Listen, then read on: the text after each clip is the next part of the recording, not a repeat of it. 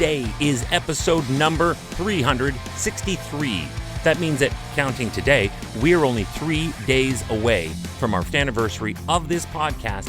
Hi, I'm Chris May, writer, producer, and host of This Day in Weather History, a podcast from the Weather Network in Canada. For today's episode, I will tell you the story of Canada's deadliest peacetime maritime disaster. Now, before you start asking questions, let me throw you a few knuckleballs here. This shipwreck didn't happen at sea. It was also not even on the sometimes deadly waters of the Great Lakes. Ooh, and it also didn't even happen in stormy weather. All that you know going in is that it happened this day in weather history. May 29, 1914. The passenger ship, the Empress of Ireland, was traveling in the St. Lawrence River off Rimouski in the province of Quebec. However, at the same time and in the same waters was a Norwegian ship named the Storsdad. They were traveling on respective courses that crossed paths, but in normal conditions, this is easily correctable. But these were not normal conditions. The weather was so calm that the fog that had developed was allowed to settle, and when it did, it acted as a blindfold to the ship's captains and pilots. This heavy fog rolled over the water, and the two ships lost each other in the dense coverage. Sadly, the next time that they would spot each other was when they had no time to avoid a collision. The Storsdad accidentally rammed into the hull of the Empress and fatally wounded her. She would immediately list hard to one side, and that would immediately render half of the ship's lifeboats useless. Remember that this day in weather history can be enjoyed a number of ways. Right now, you are listening to the full version of today's story on your favorite podcast provider, but there is also the daily podcast video short. They are shot right here in my podcast recording studio, so you get that perspective, and oftentimes they will include visuals from that day's event from when it happened in weather history. So after listening to the full story, go check out the podcast video short on television or online anytime at theweathernetwork.com/weather history. It took the Empress of Ireland only 14 minutes to sink. Why? What happened? The listing side of the ship dipped below the water level, and that exposed the portholes of the ship's cabins and quarters. Here is now a massive example of human error.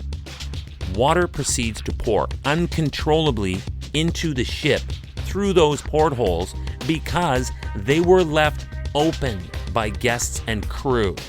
Now, this obviously flies in the face of any and all maritime regulations. One would assume, however, that because this was 1914, there was not any real quality air circulation or conditioning on board. For that heavy of a fog to amass over an open body of water like the St. Lawrence, and remember off the top, we said it was near Rimouski, meaning it was probably closer to a shoreline. The shorelines freeze in the winter. Therefore, there was likely a much milder and perhaps even humid air mass that was now overriding these much cooler waters to create said fog bank. Plus, for the fog to settle like this, as I mentioned earlier as well, there likely was no breeze. So now, take all of that in, and one could likely conclude that it was so stifling out that they opened the windows. This, however, in this instance, resulted in the drowning of many passengers before lifeboats could even be launched from that one side of the ship.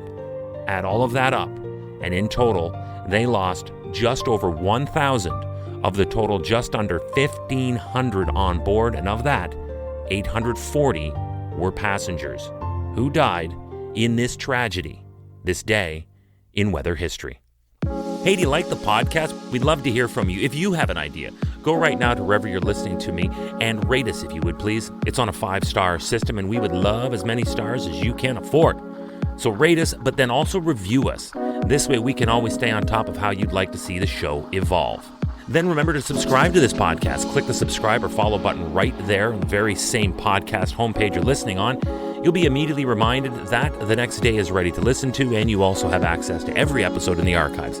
It dates back to June 1st of 2020, so there is a lot that we got to get caught up on this day in weather history. So tomorrow is the second to last day of the year of this podcast, and I will be telling you the story of how Oregon's second largest city vanished in a day. It's a true story, I kid you not. That's tomorrow on This Day in Weather History with me, your host, Chris May.